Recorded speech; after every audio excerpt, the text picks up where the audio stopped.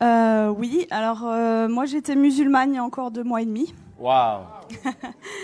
Et je suis médecin, on m'a annoncé un cancer des ovaires au mois de juin. D'accord, d'accord. Et pendant 3 semaines, 1 mois, en fait, j'étais très très mal, jusqu'à entendre parler de Jésus. Quoi, j'en avais déjà entendu parler, mais là j'ai été vraiment touchée sur une vidéo comme ça un soir chez moi.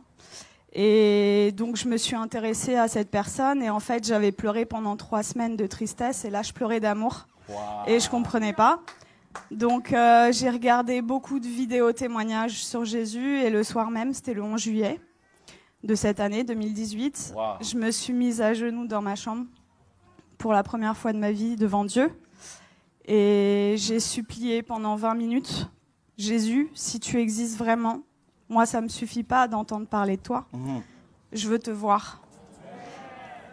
Et je veux te voir d'une façon que plus jamais de ma vie je vais douter de toi.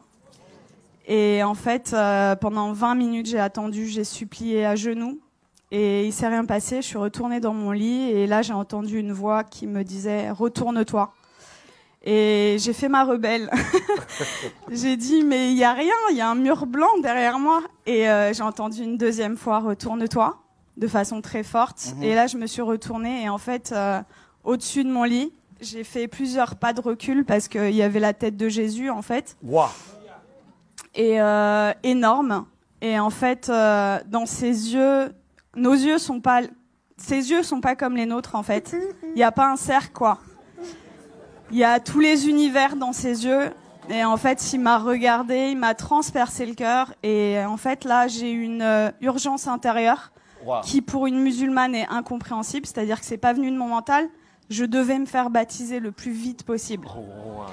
Donc le lendemain, j'ai cherché partout où me faire baptiser. J'ai regardé des églises sur Internet. J'étais devant des églises, j'étais là postée. C'était le 12 juillet. Et ça parlait pas à mon cœur. Je disais non, non, non. Les catholiques, les protestants, non, non, non. Et à la fin de la journée, j'ai dit à Jésus, tu m'as donné cette envie-là, donc guide-moi. Et donc il m'a guidée en fait vers des personnes qui font des baptêmes dans des lacs, des piscines, des trucs. Et donc j'ai été baptisée le 13 juillet 2018. Et là, j'ai vraiment vu, parce que en fait, je suis médecin psychiatre, addictologue, et je croyais pas trop aux esprits, tout ça. Et là, j'ai vu des esprits sortir de moi, etc. Wow. Donc j'ai dit.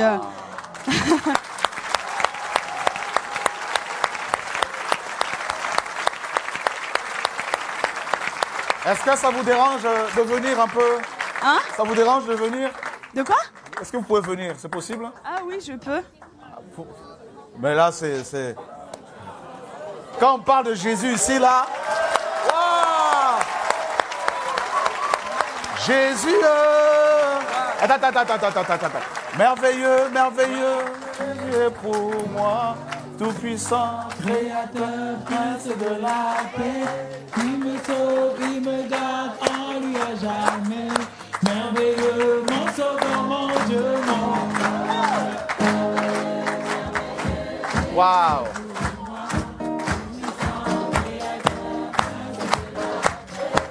Il me sauve, il me garde en lui à jamais. Ah, merveilleux, merveilleux, Jésus est pour moi, puissant, créateur, prince de la paix. Il me sauve, il me garde en lui à jamais. Merveilleux, Merveilleux, Jésus est pour moi, tout-puissant, créateur, prince de la paix. il me sauve, il me garde en lui à jamais. Merveilleux, mon sauveur, mon Dieu, mon roi.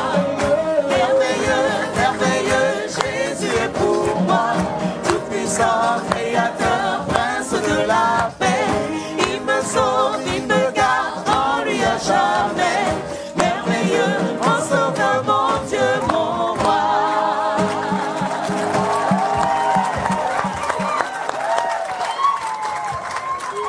Wow. Donc je continue. Donc là, j'ai vu des esprits sortir de moi et je rentre chez moi, c'était le 13 juillet. Et là, dans mon lit, je commence à parler une langue où je comprenais rien. Et là, je dis, mais qu'est-ce que c'est que ça? Et en fait, on m'a dit après, c'est du parler en langue. Mais chez les musulmans, ça n'existe pas. Donc moi, j'avais jamais entendu parler du parler en langue. Et ça a duré 3/4 d'heure, 1 heure. J'ai parlé une langue où je comprenais 0 mot. Et en fait, j'ai senti une énergie remonter de mon ventre. Et je prenais comme ça. Et je jetais, en fait. Ça a duré 3/4 d'heure, 1 heure. Et là, au bout de 3/4 d'heure, 1 heure, j'ai arrêté de parler. Et j'avais des douleurs depuis 4 ans, tous les jours. Et là, pour la première fois depuis 4 ans, plus aucune douleur.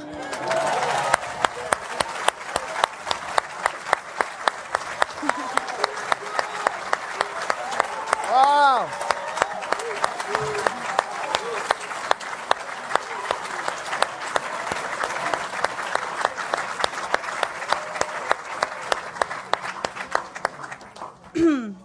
Et donc là, j'ai dit, ok, je suis guérie, c'est bon.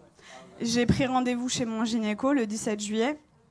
Et j'arrive et je lui montre les examens complémentaires, les marqueurs tumoraux, l'IRM pelvienne. Et il me dit, bon, écoutez, alors c'est une maladie très sévère. On va opérer, on va faire un traitement, etc. Et là, je le regarde avec le sourire et je lui dis, vous savez pas ce que je vais vous dire? Je suis guérie. Et là... Et là, il me dit, comment ça, je comprends pas. Il m'a écouté quand même parce que je suis médecin, j'ai un cabinet juste à côté de chez lui, quoi. Donc il savait que c'était pas n'importe, voilà. Et là, je lui dis, mais en fait, je suis guérie. Et il me dit, bon, parce que le déni en médecine, ça existe beaucoup. Il me dit, bon, allez, on va faire l'échographie. Et en fait, là, il me fait l'échographie et il était bouche bée. Donc, en fait, il passe sur l'ovaire gauche. Là, il me dit au ralenti, ovaire gauche normal. Et après, il passe sur l'ovaire droit et il me dit, ah, il y a 2 images. Je dis, ouais. Et il me dit, ah, mais attendez, c'est des follicules de maturation. Donc, en fait, les follicules de maturation, c'est ce qui donne les ovules. Et moi, je n'en avais plus. Donc, en fait, là, mes ovaires étaient morts. Ils sont revenus à la vie. Oh.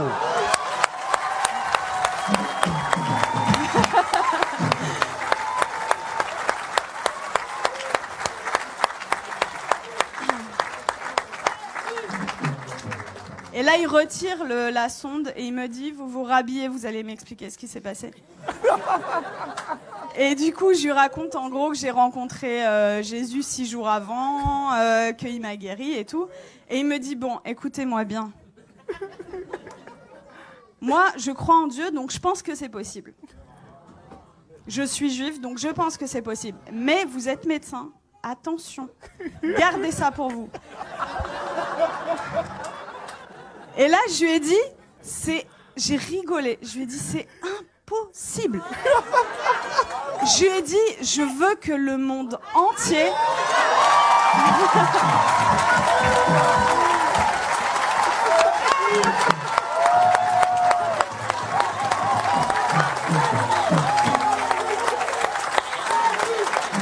Jésus, Jésus, Jésus, Jésus, Jésus, Jésus, Jésus, Jésus, Jésus, Jésus, Jésus, Jésus, Jésus, Jésus,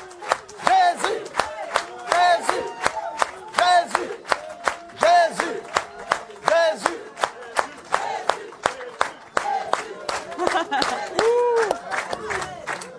Je lui ai dit, je veux que le monde entier sache que Jésus est vivant. Et il m'a dit, bon, ok. Et il m'a fait mon compte rendu d'échographie, qui était normal. C'était un plaisir pur. Et il me le rend. Et là, il me dit, est-ce que je peux vous faire la bise au lieu de me serrer la main? Je dis, bien sûr. Et il me prend le visage et il me dit que Dieu vous garde.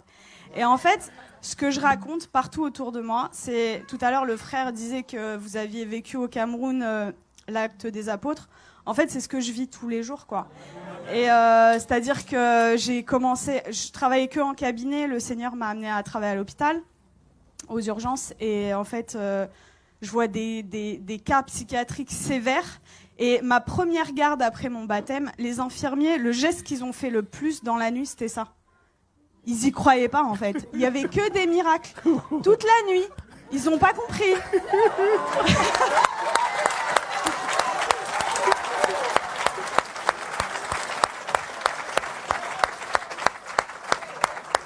Et en fait, partout où je vais, partout où le Seigneur donc est avec moi, il se passe des miracles. Et c'est ce que je dis, en fait. Moi, ça fait que 2 mois et demi que je suis chrétienne. Et je vois les frères et sœurs, ils osent pas parler de Jésus. Ils ont limite honte de lui. Je dis, mais oh! Moi, je vais au salon de coiffure, il y a des coiffeuses qui sont guéries. Je vais à la boulangerie, à la boulangère.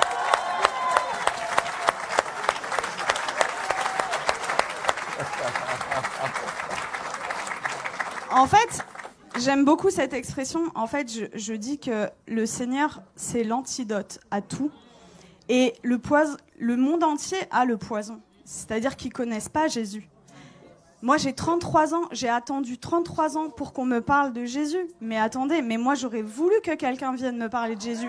Vienne me dire, mais attends, la solution à tous tes problèmes, ton malheur et tout, c'est Jésus la solution. Mais personne autour de moi. J'avais aucun chrétien autour de moi. Donc, dans ma famille, ils sont tous musulmans et quelques personnes athées. Et en fait, ils comprennent pas du tout ce qui se passe. Mais juste, je voulais vous dire que je vis des miracles tous les jours. Tous les jours, c'est des prodiges de Dieu. Je vais vous raconter juste, il y a quelques jours, ce qui s'est passé parce que je dois choisir et je peux pas tout vous raconter. Donc, il y a ma famille qui était en Algérie pendant tout l'été. Ils sont rentrés et il y a mon oncle, en fait. Il a de l'arthrose sévère au genou. Et je suis arrivée, j'ai raconté ce qui s'était passé cet été, et ils m'ont dit, ouais, c'est bon, t'arrêtes de nous parler de Jésus. Déjà, ils ont été tolérants, ils ont accepté d'écouter. Et là, je vois, en fait, mon oncle, il boite, il a de l'arthrose. Et là, je lui dis, tonton, est-ce que je peux prier pour toi? Il me dit non. Et ma tante, elle lui dit, bah, pourquoi, qu'est-ce que t'as à perdre? On va voir si ce qu'elle dit est vrai. Je dis, ok. Et là, le Seigneur m'a donné le verset, vous savez, où il ressuscite une femme et il fait sortir tout le monde, en fait. Donc, en fait, j'ai pris mon oncle, je l'ai sorti du salon et j'ai prié pour lui. Et en fait, je lui dis, t'as mal à combien? Il me dit à 7 sur 10. Il boitait. Et donc, je prie le Seigneur et le Seigneur le guérit. Il me dit, mais j'ai plus mal du tout. Et là, il commence à courir dans toute la maison.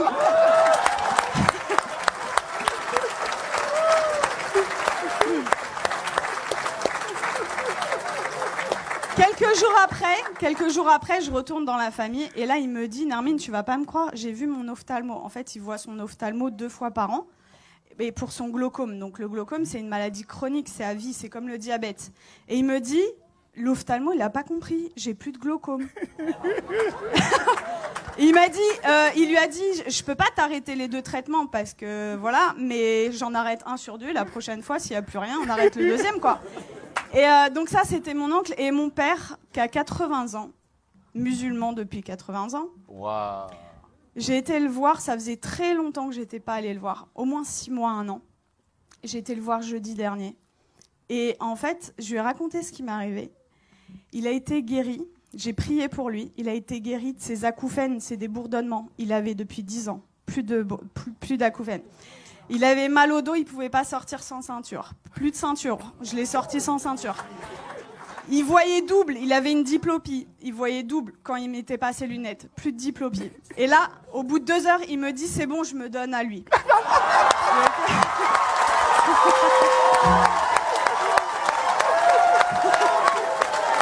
Jésus!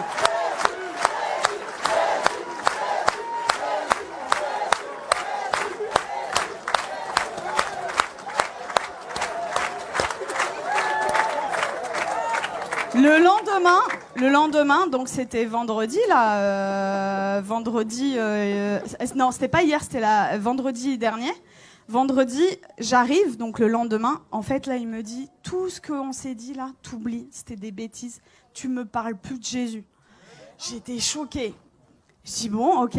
Et là, dans ma tête, au bout de 2 minutes, je dis non, ça va pas se passer comme ça. Et ça, vraiment, les frères et sœurs, c'est un truc hyper important. Vous priez, mais il faut proclamer aussi ce qui est écrit dans la parole. Et donc, dans ma tête, j'ai dit, je proclame qu'il appartient à Jésus. Je proclame qu'il appartient à Jésus. Et donc, j'ai proclamé. Et là, il me dit, j'ai la tête lourde et tout. Et je dis, j'ai vu l'opportunité. Je dis, je peux prier pour toi? Et il me dit, non, tu m'approches pas. Et donc, en fait, 3 fois d'affilée, en 1 heure, peut-être 3 fois, je lui ai proposé. La 3e fois, il me dit, ça prend combien de temps? Je lui dis 5 secondes. Je dis ok. Il me dit ok. Donc, je mets ma main comme ça, je chasse les esprits au nom de Jésus. Et là, il éternue, mais de façon disproportionnée. Et là, il me regarde et il me dit, c'est parti. Je dis, ah ouais? Et il me dit, tu crois que ça a un rapport avec ta prière? Je dis, bah totalement. Et du coup, on est reparti à parler de Jésus. Je l'ai sorti, on est parti manger ensemble. Ça faisait 20 ans, ça faisait 20 ans qu'on n'était pas sortis ensemble. Et en fait, je lui ai parlé du baptême dans l'après-midi. Et dans l'après-midi, il me dit, ok, je suis ok pour être baptisée. Donc là, j'étais là, j'ai dit, je vais te baptiser dans ma baignoire, mais je voulais pas le faire toute seule. Donc j'ai écrit à des frères et tout, oh, mon père, il veut se faire baptiser, qui sait? Et du coup, j'ai un frère qui est venu, et à 21h vendredi dernier, j'ai baptisé mon père.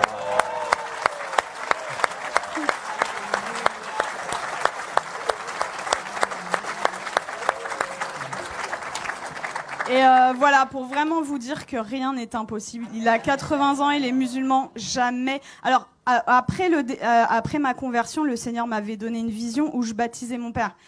Je disais, ok, Seigneur, mais waouh. Et en fait, ça s'est passé, quoi. Donc, vraiment, ne perdez pas espoir avec vos familles. Tout est possible. Pour nous, c'est impossible, mais pour le Seigneur, c'est possible. Et voilà, vraiment, votre vie, ça devrait ressembler au lac des apôtres, quoi. Donc vraiment, n'ayez pas honte de parler de Jésus. Qu'est-ce que ça va vous coûter? Vous passez à la boulangerie. Vous savez, moi, je suis dans ma voiture et même sur le périph', j'ai des gens, en fait, je loue le Seigneur. J'ai effacé toutes mes musiques du monde, là, et j'ai mis des louanges. Et donc, je chante et tout. Et même sur le périph', il y a des gens, ils passent sur le périph', ils me font comme ça. Et moi, j'ouvre ma fenêtre et je leur dis, Jésus! Jésus est la réponse! Et voilà. Et en fait, franchement, si moi, en tant que médecin, et venant d'une famille de musulmans, je prends le risque. Vous qui avez votre famille, etc., qui croyez, mais osez, quoi. Parler de Jésus tout le temps, parce que... Voilà, j'ai une image qui m'était venue, c'est limite non-assistance à personne en danger, en fait, de pas parler de Jésus.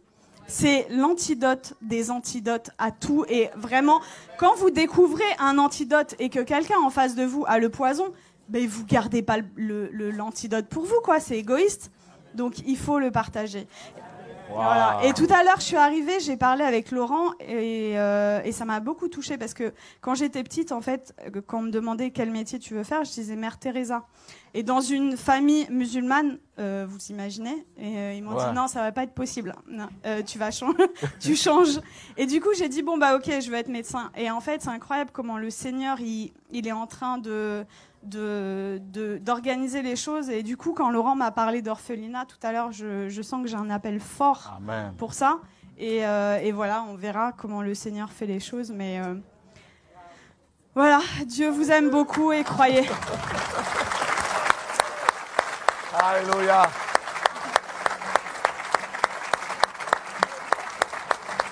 Waouh, gloire à Dieu.